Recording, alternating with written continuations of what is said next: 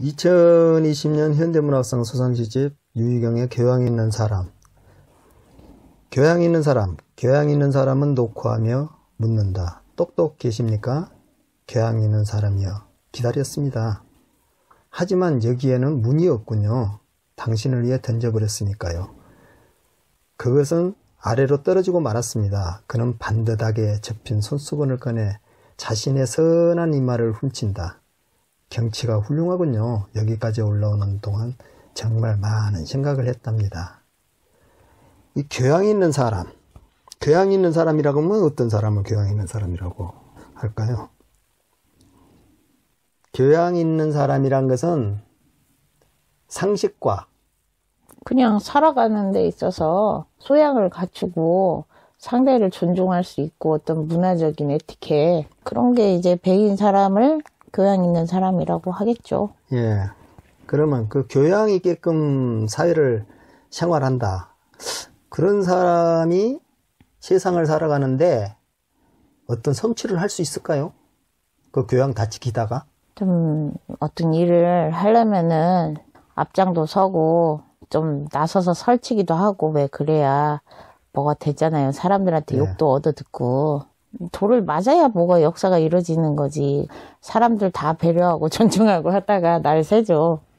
그래서 교양 있는 사람, 교양을 지키기 위해는 일을 추진하는데 장애가 많다.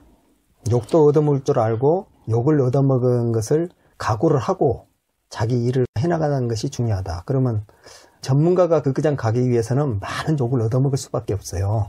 일을 추진하고 갈 때는. 그래서 그러면 여기서는 그런 교양이 있는 사람인가 아니면 다른 교양이 있는 사람인가 그것을 지금 들여다봐야 되거든요. 그래서 교양이 있는 사람은 녹화하며 묻는다. 똑똑 계십니까? 정확하게 자기 교양을 지키면서 어디 다른 집을 방문한다든지 찾아서 들어갈 때는 그래도 예의를 지키면서 똑똑 계십니까? 한단 말이죠. 교양 있는 사람이여 기다렸습니다. 당신을 기다렸습니다. 하지만 여기에는 문이 없군요. 그냥 들어와도 되는데 뭐 그렇게 교양까지 지키십니까? 그런 말이잖아요. 당신을 위해 던져버렸으니까, 그 문은 던져버렸으니까 그것은 아래로 떨어지고 말았습니다. 그는 반듯하게 접힌 손수건을 꺼내 자신의 선한 이마를 훔친다. 교양 있는 사람이. 경치가 훌륭하군요. 여기까지 올라오는 동안 정말 많은 생각을 했답니다. 그러면 교양 있는 사람이 누구냐면 이 말이에요. 교양 있는 사람이. 교양 있는 사람이라는 것은 상상력으로 들어가는 언어의 세계다. 이렇게 봐야 돼요. 여기서는. 그래서 교양 있는 상상으로 들어가는데 노크를 하며 묻는다. 똑똑 계십니까? 그 노크를 해보니까 교양 있는 사람이여 여기는 언제든지 열려 있습니다. 무슨 문을 똑똑 들이고 올 필요 없습니다. 당신이 오고 싶을 때는 항상 올 수 있는 곳입니다. 여기에는 문이 없군요. 그랬잖아요. 당신을 위해 그 문은 던져버렸으니까요. 그 상상의 문으로 들어오는 문을 항상 열려져 있으니까요. 그것은 아래로 떨어지고 말았습니다. 그건 이미 저 바닥으로 떨어졌습니다. 그는 반듯하게 접힌 손수건을 꺼내 자신의 선한 이마를 훔치면서 탁 훔치면서 경치가 훌륭하군요. 아, 그 상상의 나래로 올라오는 이 경치는 참 훌륭하군요. 여기까지 올라오는 동안 정말 많은 생각을 했습니다. 근데요, 여기서 드는 생각이 예. 교양이 있다는 거는 그 문화적인 관습을 패턴을 많이 익히고 있다는 거잖아요. 그거를 배려를 한다는 거고 신경을 쓴다는 거고 그렇게 잡다하게 신경을 쓰면 상상이 어떻게 될 수가 있죠? 교양과는 어울리지 않는 것 같아요. 상상은. 언어의 세계에서 교양이라는 것은 어떤 품격을 갖추고 있는 것은 아니에요. 내가 품격을 만들어가는 데가 교양 있는 장소인 거야. 그게. 언어는 존재의 집이니까 맞는 언어들의 그런 게 있겠죠. 그래서 네. 거기에서 교양을 스스로 만들어가는, 언어를 스스로 조립해가는 그런 데라고 봐야 되죠. 여기는. 교양 있게 상상력으로. 예. 아. 그래서 올라오는 동안 정말 많은 생각을 했답니다. 극구장 교양 있게끔 올라오는 동안. 교양을 갖추게끔 역구장 올라오는 동안. 언어를 그렇게 정제해 갖고 올라오는 동안. 예, 이런 말이 되겠죠. 여기서는. 그래서 나는 두 손을 가지런히 모으고 기다린다. 어서 그가 말해주기를 한층 한층 올랐을 때마다 떠올렸던 영광된 기억과 희망찬 미래의 이야기들을 거기서 얻어낸 빛나는 영감들, 그리고 그가 낚아챈 상념의 거센 발버둥과 울음소리에 대해서도 나는 두 손을 가지런히 모으고 기다린다는 것은 그 상상의 나래가 펼쳐지기를 준비를 하면서 거기에 빠져든다는 이야기 아니에요. 교양 있게.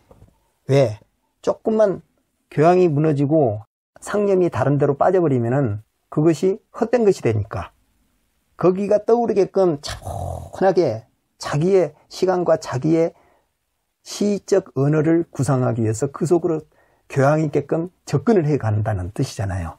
이게 그 두 손을 가지런히 모으고 기다린다. 어서 그가 말해주기를 한층 한층, 그 상상의 나래가 한층 한층 올라가기를, 더 확장되고 더 늘어나기를, 한층 한층 올라와서 때마다 떠올렸던 영광, 이 말은 이게 더 좋았어, 이것은 저게 더 좋았어 하면서 떠올렸던 영광, 영광된 기억과 희망찬 미래의 이야기들을, 거기에 언어들을, 이야기들이란 것은.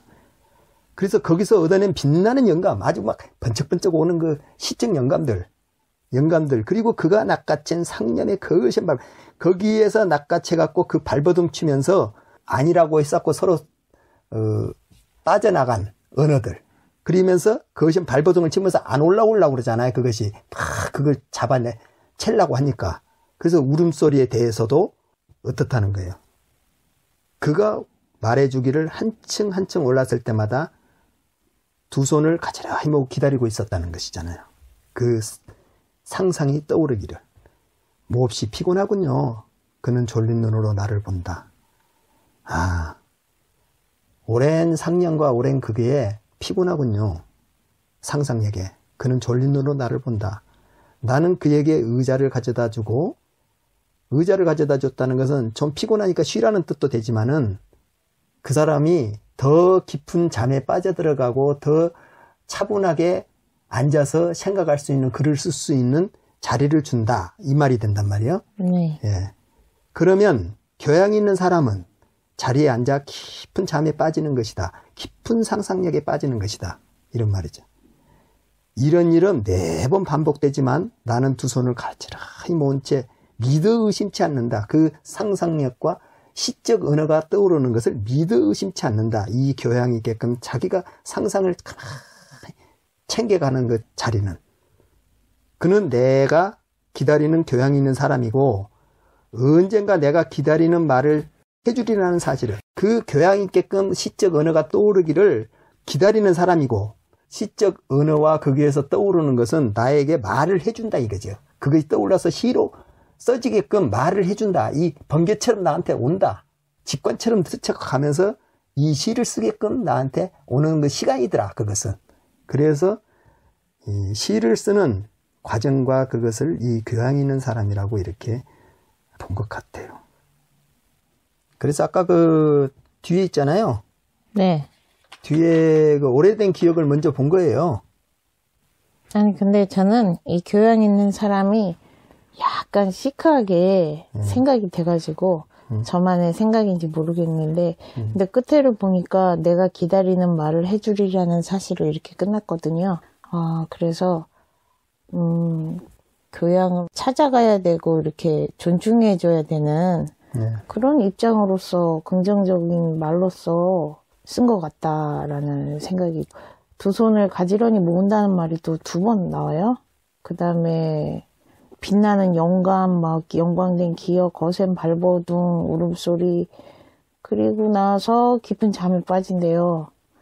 그래서 그거는 어떤 에너지를 많이 쏟았고 그 다음에 이제 그게 소진이 돼서 지쳐서 잠에 빠지는 거는 결국에는 시인한테는 이렇게 시어를 가지고 그 여러 가지 시적 상상들을 하고 펼치고 언어로서 조합을 할 때 그 과정이잖아요. 그래서 그렇게 하고 나서 이제 굉장히 또 에너지가 딸리니까 깊은 집중을 하고 나면 피곤하죠. 그렇게 또 보이고. 예. 그리고 여기서 그 교양이 있는 사람이란 것은 네.